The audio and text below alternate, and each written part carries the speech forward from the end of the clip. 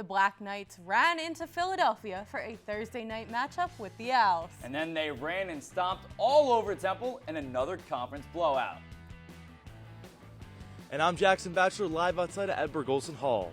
Later on, I'll take a look at how some of the Owls struggled to take advantage of opportunities in the first half, led to their blowout loss on Thursday.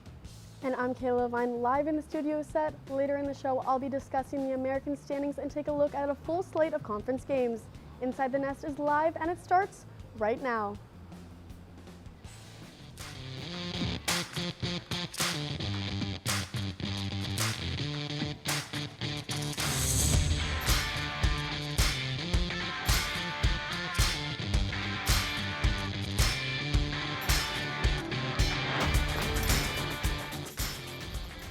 Hello and welcome to this week's edition of Inside the Nest. Alongside Hayden Bandel, I'm Sam Cavone. It has been a rough week for the Owls, who had their third consecutive home game under the bright Thursday night lights. It's also been a sore week, especially for quarterback Evan Simon, who took a rough hit on the final offensive snap for the Cherry and White. Coming off of their first win of the season, the Temple Owls were hosting their third consecutive home game, and they were doing it under the bright lights of Thursday night football in front of a national audience. Army, their opponent, not only came into Philadelphia for the first time as a conference rival, but they did so with a perfect 3-0 record. Black Knights, Owls, the two programs going head-to-head for the first time since 2017, and Army looking to even up the all-time series record at 7 wins apiece. On the opening drive for Temple, it looks like things get off to a fast start as Evan Simon finds Antonio Jones, who runs all the way into the end zone, but it's coming back. A costly holding penalty on Diego Barajas, and the Owls eventually punt.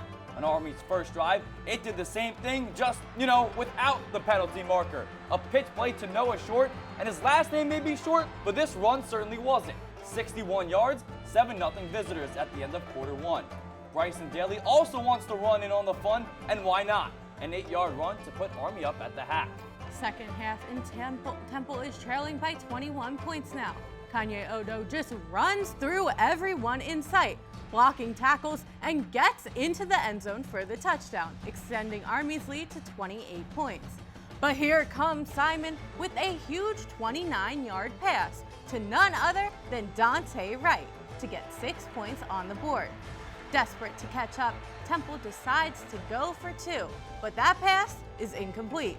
But the Owls don't dwell on their misconversion for long, because Daniel Everett takes the ball 54 yards and gets into the end zone on the very next drive. And guess what? Here they go again. Temple is going for 2. This time, a complete pass. A short catch and a little spin by Antonio Jones to make the score 28-14. Army gets 2 more touchdowns and things turn sour for the Owls when Simon's pass is intercepted by Jaden Mays. With less than 2 minutes left, in his second completion of the night, Daly throws an 18-yard pass to Cam Schur to secure the victory 42-14. Bryson Daly ran for a career-high 152 yards and now has back-to-back games with 3 rushing touchdowns. His 8 total on the season has him tied for 5th in the nation. It was also a career night for Kanye Udo, who grew up less than an hour from Philly. Army came into the game having not recorded a single sack all season, but they got to Evan Simon not 1, not 2, not 3, I won't do it all, but 7 times on Thursday night as Temple ran for -5 yards. Dante Wright did catch a touchdown for the 4th consecutive game. On the defensive side, Tyquan King had 14 tackles, and with his 10 tackles, DJ Woodbury ranks tied for 4th in the FBS in solo tackles.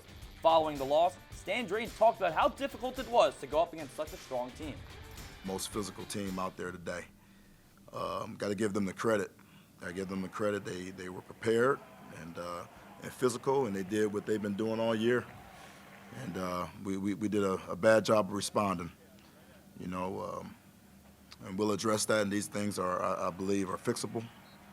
I believe in that team in that room. We were a much better football team that we put on display today, and we're just going to buckle up and just go back to work and try to figure it out. Those guys are, a veteran group over there that's been. No one stopped the run against them all year, and I don't want to let that be an excuse as well. But we got to get off blocks. We got to make sure that we are tackling, properly, and there's some mistakes that were made. We were out of gaps at times, and safeties didn't support the run from time to time, and it just really got out of hand. But that's what they do. We surprised ourselves. We had one of the best weeks of practice we've had all season, and that did not translate today at all positions, especially quarterback. We're a lot better than what you saw tonight, which is very frustrating. Credit to Army. Everyone will tell you they were the better team today. They really were, and they're a physical team. They play hard, and we just didn't play as well as we could have. This Army team now leads the nation in rushing yards per game. They rushed for 417 yards last Thursday and now average 371 yards per game this season. But look at what Army did to Temple's run game last Thursday. Temple put up negative yards. This doesn't happen often. You have to go back to 2017 to find the last time a rushing attack was this bad in the UConn-SMU game. But now, Hayden, I want to focus on that first drive for Temple, the holding call for the touchdown. That definitely set the tone for this game. I mean, Temple didn't even get close to the end zone until the second half by the time this happened. So it definitely just put the Owls in a bad direction. And not only set the tone, but they keep stabbing themselves in the foot, right? They're doing this to themselves. Diego Bras is the one that had the holding call. That just can't happen, right? When we see, especially against an Army team, where if you can get off to a fast start, that is critical because we know that they're going to control the clock and the pace of the play. Yeah, Hayden, you and I were there. We thought it was a touchdown. We thought it was going to be good. And had that touchdown been good, that would have changed the pace of the entire game. Army had 7 sacks on Simon. I mean, they didn't have a sack before coming into this game. Do you know the last time that Temple gave up 7 sacks? I have no idea. November 2010 is the last time that Temple gave up that many sacks. That's ridiculous that they were able to give up that many sacks. It says so much about what this team has come to. Yeah, especially because we hear the guys saying this is not what is being put on display in practice. And when it comes down to it, quite frankly, I don't care, and I know the players don't care either, because at the end of the day, it's the results that we're seeing on game day. Whether it's a Thursday night, whether it's a Saturday night, whether it's a Friday night, it doesn't matter. We and the fans do not care what is going on in practice. The only results that matter are coming on game day. Yeah, I mean, Army had 11 carries for 129 yards at the end of the first quarter. Temple, 11 carries, 8 yards in the first half. This has to translate. They can say they had their best week of practice. Yeah, it has Evan Simon said that. It has to translate, or you're just not going to believe them at some point. Yeah, I totally agree. But obviously, the Owls had opportunities in their Thursday night loss, whether it was taking the ball away or just calls not going their way. Inside the Nest beat reporter Jackson Batchelor is live outside of Edward Golson Hall to tell us all that could have been. Hey, Jackson. Guys, after scoring 45 points in that win over Utah State, the Owls struggled to score points just 1 week later against the Army Black Knights. The Owls had plenty of chances and opportunities in the first half, but turnovers and some questionable calls hurt the Owls early and often. I want to say it's frustrating. I think we got to maximize all of our opportunities, and I feel like today we didn't do that. Thursday night's game may have been a lopsided loss, but the Owls had many opportunities throughout the game where they could have shifted the momentum. Unfortunately for the Owls, many of those opportunities went to waste. The Owls' lone penalty, a holding call, erased a touchdown on Temple's opening drive. A lot of miscommunication going on out there, and holding penalties, taking touchdowns off of boards, just sloppy play early. The Owls also recovered a fumble off a muff punt in the first half that was later overturned by the refs. Temple also forced a fumble on defense, but once again, the call was reversed by the refs. A lack of forcing turnovers has been something that Coach Drayton has been adamant about for weeks. Thursday night was another example of Temple's struggles with takeaways. Even though most of the Owls' missed opportunities came with a call from the officials, the Owls had chances to move the ball in the first half, and they couldn't capitalize. We can get what we want, with these these looks. I feel like there were times that we had a lot of opportunities to throw down the field, kind of miss some guys downfield, unfortunate penalties. The Owls have found themselves in a big hole at one point in the first half of all 4 games this season. Refs are not, penalties are not. It's put the Owls in a rough spot as they approach the midway mark. The Owls have been a better second half team this season, but their first half struggles have been generally very difficult to overcome in their 1-4 record. Jackson, thank you. Temple has now lost their last 8 games. Pointing it back to you, that have been nationally televised on ESPN. 8 losses. Do you think that's just a coincidence, or is the national attention just too much for them to handle? Guys, I think it's a little bit of both, honestly. Just looking at the 2 primetime games this season between Oklahoma and Army, those are arguably the 2 best teams that Temple will play all season, and those are 2 teams that are primed to compete, maybe even for the college football playoff. So that's been Temple's best competition. And these games, while they have been blowouts, the Owls have had stretches where they showed that they have the potential to be a good football team.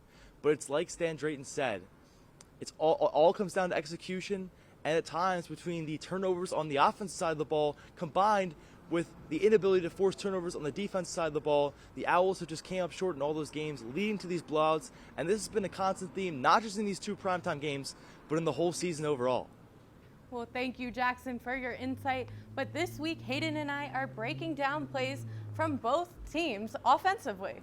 Army had everything going right for them offensively, and the Owls, it was the complete opposite, right? With the inability to put some of those negative plays behind them. And here it is on the opening drive. Temple with the ball. We're going to play it right here. Evan Simon takes the snap, but look at Diego Barras right here. He just gets beat going to his left side by the Army defensive lineman, and it's going to negate a huge play for Temple as we see Evan Simon finds Antonio Jones. It negates a 49-yard touchdown on the first play. We're going to see it again as we just watched Diego Barras completely get beat going to his left side, and Barras eventually gets benched, and it shows that Stan Drayton isn't really playing around. Then the very next play, here's where we talk about flushing it. Simon to Antonio Jones on 3rd down just simply drops the ball. That's careless. And for Temple, they just have to negate, or they just have to flush those negative plays that they're seeing, especially on the next play.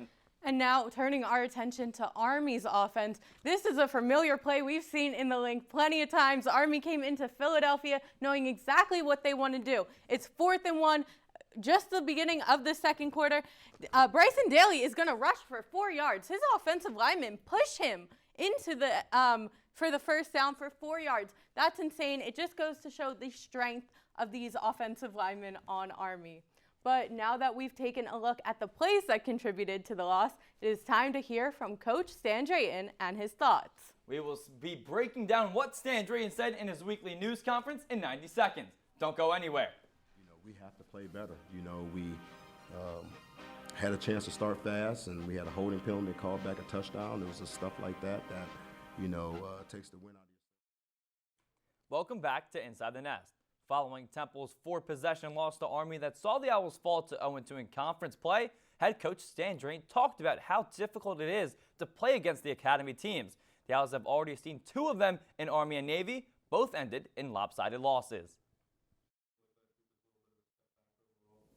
It was a tough week, man. That was a good Army football team. I mean, they're undefeated for a reason. Here's the deal. You're playing against a team that has retention. When you play those service academies, those guys, they're there for 3 and 4 years. They got their prep schools, and those guys are running the same system from the time they, get a chance to play as a starter. No, I mean that team right there was legit, and we have to play better. We had a chance to start fast, and we had a holding penalty, called back a touchdown. There's just stuff like that takes the wind out of yourselves a little bit. But at the same time, it's time to respond and, play with confidence in the fact that you can do those things. But, again, credit to Army's defense. They provided very little opportunities for us to do that, and, we got to find a way. Just credit to Army and the disruption that they caused on defense. I think they had a plan in place that, to pressure the quarterback, and they did a good job of that. And, it's not like Evan's going to sit there and pick one guy. Again, we don't play offense that way. There's a progression, when you look at 7 sacks, there were 3 of them that was on the quarterback. You know, we had guys open, not just Dante down the field, that he didn't get the progression read to those guys and took 3 unfortunate sacks with the same scenario that way. So, no, that's not how we game plan. Obviously, we're going to try to get the best players of football to the best of our ability, but in order to do that, there's got to be some compliments around that player. Other guys got to make plays. So, yeah, we turned some things in. You know, I won't make I won't make too many comments about that. You know, there's a whole lot of things that we could have done better outside those penalties to put us in better position to be competitive that way. But, you know, the referees call it how they see it, and, you know, they got different angles than I do.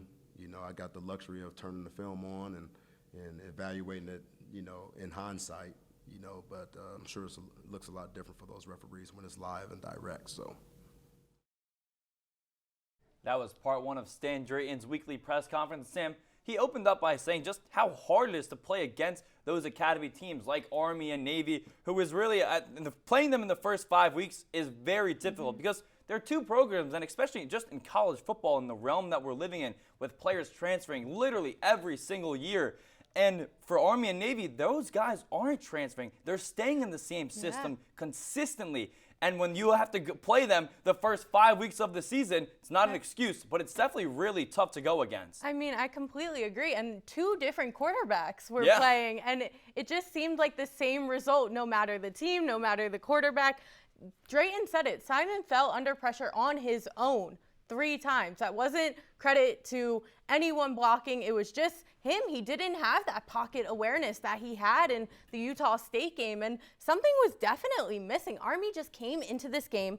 The team knew what Temple was going to do. Yeah. And Temple knew what they were going to do on the other side, too. They knew they were just going to run it. And they just couldn't scout it out well enough, whereas Army was perfectly fine scouting it out and held Temple really well. But to their credit, too, no one has been able to stop that Army run. That's why they're undefeated. Exactly. You know they're going to run it. And they're good, too. Like, they are receiving votes in the AP poll that they received this week, them and Navy. So those both 2 academy teams from the American Athletic Conference are going to be very tough. And that is why they're the academy teams. But in part 2 of Drayton's weekly presser, he touched on Evan Simon's injury status as well as what the team has to do moving into Saturday's game against UConn. Very sore, very sore. You know, I think we got some good news in terms of it not being as bad as we initially thought it would be. But it's a day-by-day deal for Evan. You know, he's a tough kid, you know, but we got to be smart. His health is most important for us, and, you know, we'll figure that out as we go. Yeah, it was shoulder. It was shoulder, you know, but, again, we thought it was, you know, potential for AC, ended up being a SC joint, and, you know, not as bad as we thought initially, but, I mean, he is pretty sore. It is a throwing arm, so we have to go day by day with that. Is that a game time decision then? Yeah, we'll get a feel for it. Yep, as practice goes on this week, he was not able to throw today, obviously, you know, and if that's trends tomorrow and the day after, then we have to get ready for Forrest to go. Those are our better players, and, you know, they're in those positions for a reason. You know, we got to play our best guys, you know, to give ourselves a chance to win, and, you know, there's not just, you know, you just can't prepare for the next game. That's not how I necessarily think. You know, we have to get better with every game experience that these players get a chance to experience while they're out there playing. You know, it's just unfortunate. We had 7 sacks. You know, and Navy is a totally different situation. You know, Forrest turned into a ball carrier and took a hit right on that wrist. So, you know, totally two different scenarios that way. But yeah, we're gonna play our best players. Missed assignments. Missed assignments. Our offensive line's got to play much better. You know, we lacked some communication. You know, it was a lot of second guessing in the communication piece, you know, at the line of scrimmage, which put us in some bad positions, and you just can't play like that. You know, you just can't. So that's the focus this week, is to make sure we, you know, call out what we see, we live in it. If it's the wrong call, we're gonna be wrong altogether. We can't have one guy doing something on a, you know, doing a different call than the next guy doing a different call. And we just gotta get everybody on the same page. And I think if we do that, you're gonna see much better execution from this team on both sides of the football. That was part 2 of Stan Drayton's Monday press conference. Now, Hayden, how will this team look with Forrest Brock as the quarterback again if Evan Simon can't play? Will his confidence be up to it? Will he be in the right mindset to take the field after someone has basically replaced him these past couple of games? Yeah, especially when we think about Forrest Brock, and we saw how the offense really just was not moving the ball down the field at all, and it was with Evan Simon. But when we just watched that injury from Simon, at first it didn't seem like it was that bad, but then he gets looked at by the trainers and probably wouldn't have even come back into the game. But for Simon to kind of just have his throwing shoulder too, especially to be injured, and that on that sack at the last play of the game, definitely going to be critical. And both quarterbacks have to be ready to come to play against UConn, which is a very winnable game. Especially since it's on the road, and we know Temple has that road losing streak and the history on the road. But another thing is that miscommunication has just plagued this team throughout the season. Players are missing assignments. The coaches and the players need to do better as a collective in order to get this team on the right track. You mentioned both quarterbacks need to come in being able to play. I think everyone needs to step up their game, especially as we approach this matchup. And it seems like it's not just one specific unit that's having these communication issues. It's the guys on the offensive line, the guys in the secondary, just miscommunication on the defense and the offense. So when you have both things going wrong, it's not going to end up looking pretty. Yeah, Temple definitely has some things to work on, but we are up against another break. When we come back, we'll continue taking a look at the Owls' next opponent, the UConn Huskies. Yes, the Huskies are a much better team than most thought when the season started. Stick around. Welcome back. It has been quite the season for the UConn Huskies, who currently sit at a 3-2 record. This past Saturday, the Huskies welcomed the Buffalo Bulls into their home, and the result was highly in favor of the Huskies. UConn coming into this game 1 week after blowing out FAU.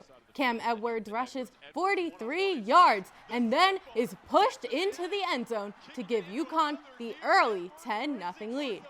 Buffalo with possession of the ball, but that ball is going absolutely nowhere as Langston Hardy sacks CJ Agbana for a loss of 11 yards. But then Joe Fagnano passes deep to Skylar Bell, who catches it at the 11-yard line and runs all the way to the house for yet another UConn touchdown. Then again, Fagnano hits Bell, who runs 50 yards for the touchdown.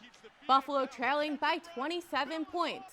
In the first drive of the fourth quarter, the Huskies are still in the lead by 34 points. Mel Brown dodges all of the defenders who come his way and sneaks his way right into the end zone. The Huskies take a dominant win over the Bulls, leaving Pratt & Whitney Stadium 47-3. Nick Evers only played until the second quarter after exiting the game and not returning thanks to a knee to the head. His status for this week is uncertain. His backup, Joe Fagnano, threw for 3 tutties and more than 200 yards. Skylar Bell was the recipient of those 3 touchdowns. The Wisconsin transfer set a new career high with 153 receiving yards. Buffalo quarterback CJ Agbana threw for just more than 80 yards and didn't even complete half of his passes. Now looking forward to this weekend, the Temple offensive line has to pick things up. They had a holding call that we saw back with Diego Barajas, took a touchdown off the board. We've seen that multiple times this season, and they just weren't able to do anything to stabilize Temple's run game. This is a sport where everything is going to start in the trenches and on the line of scrimmage. If Temple can't do that against this UConn pass rush, it's going to be another long day. Turning our attention to UConn, freshman running back Darrell Robinson is going to be a player that Temple might have a hard time stopping this week.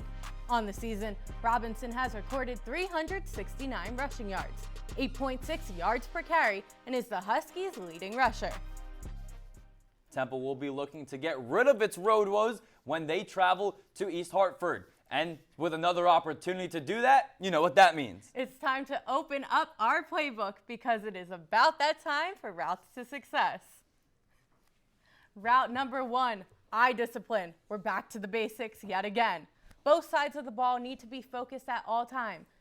Missed tackles and turnovers have cost this team too many times. Controlling the controllables will benefit the Owls in the long run and will hopefully help avoid the mistakes that have come up in these past 5 weeks. Route number 2, protect the quarterback. It doesn't matter if it's Evan Simon or Forrest Brock. You have to allow them to take shots down the field, especially against this UConn pass rush. As I just mentioned, they're going to be very fast, especially Langston Hardy, who just lines up everywhere, has 2 sacks on the season. They also have 8 different players that have at least half a sack on the year. Route number 3, keep passing the ball. When Simon gets in a rhythm, he can throw the ball really well and tends to be confident in the pocket. He has 680 so far in just 3 games. Temple needs to put a lot more focus on the pass game, especially coming up on this game against UConn, where Simon will be forced to pass a lot more if he's healthy. Route number 4, they cannot have any MAs, and they have to tackle better. We saw Army running backs just bouncing left and right and up the middle, just unharmed by the Temple pass game. They're going to have to communicate better, especially in the interior of the defensive side too. Now that we've given our insight, let's go behind enemy lines and fly into East Hartford. This week, we talked to Joe Arruda, who has been on the beat the last 2 years for the Hartford Courant. We started off asking Joe about UConn's offense that is averaging more than 37 points per game. I mean, this was a team that, 51 new players total, 28 transfers, a lot of guys that are making an impact, but then they also have a lot of guys that have been developed and come back, and a lot of that is on the offensive line, where they've been really strong this year. They run an outside zone run scheme. In the last couple weeks, particularly, they've just run over teams, and they have a stable of 3 running backs. Could have a 4th back healthy next week in Victor Rosa, who led the team in touchdowns 2 years ago. But yeah, I mean, this team the offense has grown, the production has grown as the years gone on, and they've gotten comfortable with each other. First-year coordinator. I think we'll have to throw the ball well to win. UConn hasn't, their pass rush has been very good. They run a 3-3-5 scheme. It's, they just brought a new coordinator, Matt Brock from Mississippi State, so he brought that over. And I think we saw, especially last week, but the week before as well against FAU, they present something that offenses haven't seen a lot of. So they don't always know where players are coming from and where they're going. So it's a defense that's intended to confuse opponents. So that's what UConn will try to do. And a lot of that is, linebacker blitzes and getting to the quarterback and, overpowering that offensive line. So yeah, I think, running, especially looking at what Temple has done on the run this year, that might be a little tough against this defense. But, they could get some, explosive plays in the pass game. So staying with the offense, what are some of the strengths that Temple has to look out for this offense? They're gonna try to start everything off on the ground. They have 3 different guys that are all different styles that will run the ball in that outside zone, and if that's working, they're not going to go away from it. UConn has showed that. Against FAU, they pretty much ran the same plays, and they only threw 4 passes in the second half. They didn't need to throw. So if that's working, that they're going to continue to do it. If not, it's going to be small screens, and then you got to watch out for Skylar Bell, who's leading. He has 500 yards and 4 touchdowns. I think it's the most for a transfer receiver so far. But he's their deep ball guy. But he can also run slants and, short slants and get open just for short yardage to keep the clock moving. But yeah, everything really starts with UConn's offense on the run. Well, Joe is picking UConn to win, but we got to say here too, through week 5 of the season, our crew is all tied up. We all picked Temple to lose to Army, and we all came out correct in that being 1, bringing our records to 4-1. But I have a feeling that we will be switching things up here in week 6. And maybe our fans want to switch up their thinking as well. 67% of you guys predicted Temple to win Thursday night, so we'll tally that loss as well to ours. But don't worry, you've got a chance to redeem yourselves in the upcoming game against the Huskies on our X page at Owl Sports Update to decide if you guys think Temple will finally pick up a road win. Temple versus UConn. Come on, let us know who you guys got. As for myself, I have UConn winning 34-17. Sam, I said last week that it's so hard for me to pick Temple and sit here, even if it's a winnable game. When I look at Temple's their offensive line, it's just so hard against, especially that Husky defensive line that's just going to bring a bunch of pressure in, and it's a road game. So with that said, what do you think? I'm going to disagree with you. I'm going to be All right. optimistic. This is a winnable game for Temple. I'm picking the Owls to win 23-20. If Simon gets healthy and continues to pass the ball, then the Owls have a decent chance of winning. UConn's defense is allowing 202 passing yards per game. It's possible for Temple to come out on top, breaking the worst road losing streak in the entire FBS along the way. Guys, my prediction is pretty similar to Sam's. I'm going Temple 24, UConn 20. As bad as Temple was on Thursday, I think they're going to bounce back in East Hartford. I think that they obviously struggled against the run last week against Army, but I see DJ Woodbury and Tycon King bouncing back and showing up and playing some big games for that Owls defense. And I think on the offense side of the ball, they're going to be able to get the ground game moving, and just the offense is going to look way better. So I'm going 24-20 Owls. I also agree with Jackson and Sam. Even though Temple had a rough matchup versus Army, I see the Owls winning 21-17 over UConn. Temple is coming into this game motivated, looking to end that long road losing streak. If Evan Simon can get healthy, the Owls definitely have a chance to stay in it and win this one late in the game. But now we want to hear what you all think. As always, head to our X account at Owls Sports Update and vote on who you will think will win this upcoming game. Temple versus UConn will kick off at 3:30 p.m. on Saturday. This is the first time in 5 years that the two teams will face off, with UConn taking the last two games. This matchup will be in East Hartford, Connecticut, and will be streamed on CBS Sports Network. You can also follow along with us for live updates on social media at Owls Sports Update. But now that we talked to a UConn expert, it is time to talk to a Temple expert. When Inside the Nest returns, we will be joined by Pat Dallahan, who will be calling the game for WHIP Radio. Stick around. We'll be right back. Welcome back. There are many Temple media students who cover football each and every week. We've got one right here today with us in studio, joined by WHIP radio broadcaster Pat Dallahan, who will be making the trip to East Hartford this weekend to make the call. Pat, thanks for joining us. Yeah, thanks for having me on, guys. I'm really excited to be here. So, Pat, just want to talk about what do you want to see from Temple specifically against this Husky team? Well, I want to see the run defense really hunker down. UConn runs for 244 yards a game. That's 11th in the country.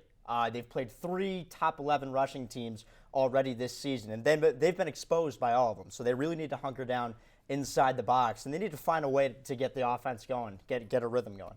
So how can Temple's defense prepare to take on such an offense of UConn standards? Yeah, so UConn, it's a lot more balanced than Army and Navy. Obviously, they talked about Skylar Bell last block, 500 receiving yards on the season, really highly touted in the transfer portal. But they're not going to be able to bet on the run as much as they did against Army. So they do need to keep their wits about them when it comes to throwing the ball. Nick Evers practiced this week, looking somewhat healthy. Joey Fagnano throws the ball a lot more. So it's Fagnano, they're going to throw the ball a lot. If it's Evers, expect the run. Now, what type of environment should Temple expect to be going down into East Hartford? I know you're a Connecticut native, went to a couple games growing up. What type of environment should they expect in their third road game? Not a very loud one. Rentschler Field, it can be empty at times. That's a benefit for them. Yeah, it certainly is. Road games are a struggle for Stan Drayton and Temple. They haven't won one in a really long time. The Rent, not very loud. The loudest it's been was against Michigan in 2013, but it hasn't been very loud since. Okay, so Temple has these 2 banged-up quarterbacks that we know, and Army couldn't sack anyone when they arrived at the Link. How do you think these quarterbacks are going to fare against UConn? Well, UConn has 9 sacks heading into this season. Tui Famina-Brown has 38 tackles on the year. He has 2 sacks already on the season. So that offensive line is really going to need to bring their A game. We didn't see that against Army last week, especially in the fourth quarter on that last drive when Evan Simon was sacked 3 times. So that offensive line for Temple is really going to need to be connected and pieced together. What has UConn just been doing well overall this season to reach already 3 wins, something that not a lot of people saw coming? Running the football. They have 3 great running backs. They have Darrell Robinson, Mel Brown, and Cam Edwards, all of which have 280 rush yards or more. Darrell Robinson, 8.5 rush yards on average. So when he gets the ball, he's going to nearly pick up a first down every single time. So they've been exposing people like you talked about last break, outside zones. They've been running to the outside, using the sideline almost as a help. You know, it stops the clock and it makes the game go way longer. So UConn is going to run the football.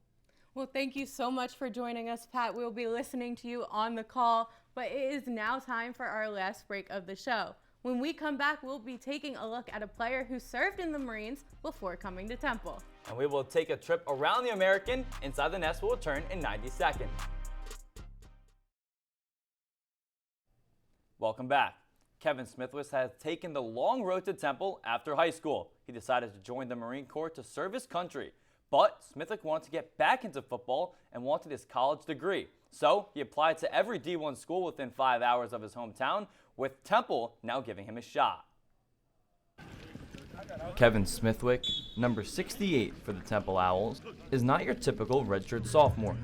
After graduating high school, Smithwick bypassed college and instead joined the Marine Corps to serve his country. It was always in the back of my mind where I always wanted to go do it. I wasn't too sure what branch, and then the Marine Corps recruiter reached out to me, and the rest is history. The Long Island native had a grandfather and a few uncles who also served in the Navy Marine Corps. And there was another common thread that brought his family together: football. It was always on. My dad always watched football. It was always on every Saturday, Sunday. Before enrolling in the Marine Corps, Smithwick played football for most of his life, throwing the ball around with his father at age 2, playing flag football a few years later, and tackle football when he was only 8. After 5 years of service time, Smithwick knew being in the military would be a good stepping stone. After the decade and a half of service, the thought of being in between the lines of the gridiron was still always there. I always said it. Once I got to Hawaii, which was my base unit, I was like, you know what? If I don't like this, I'm out. I'm gonna go play college football. And the dream was D1, and that's what I set my mind to. He's just one of those, effort guys. I mean, this team means everything to him. He really does take on the militaristic mindset of, being in a foxhole with his brothers and, not wavering on his job assignment. Smithwick hasn't seen any game time yet, but he's been active in practice and is trying to work his way up the offensive line depth chart. And he's happy with his current role and the leadership he brings to the team. It's got to be the brotherhood, and that's what I feel here. That's why I love football so much, is there's a brotherhood. Now the military veteran awaits his debut on a collegiate football field. Just one more step in his long journey. It is time to turn our attention to the rest of the American Athletic Conference. We welcome Inside the Nest beat reporter Kayla Levine, who is live at the studio set. Hey, Kayla. That's right, guys. Week 5 sent the AAC into full conference mode. Everyone is now officially jockeying for a position at a top spot of the conference standings. Pay attention to the record in our brackets. That's the conference standings, which is our focus. Heading into Week 6, both Army and Navy are tied for first in the AAC after starting the 2024 season 4-0 overall and 3-0 in conference play. That comes after Army's lopsided conference win over Temple and the Midshipmen's 41-18 win over UAB. North Texas, East Carolina, and Tulane are all following right in the shadows after picking up their first conference win by defeating Tulsa, UTSA, and South Florida, respectively. And the weekend of conference play was completed with the Charlotte 49ers win over the Rice Owls in a very close one, 21-20, to leave the Rice Owls at 0-2 in the conference standings. That's all I have for the American standings. Guys, back to you at the desk. Thank you, Kayla, and that's all the time that we have this week on Inside the Nest. Thank you so much for joining us, and have a great week.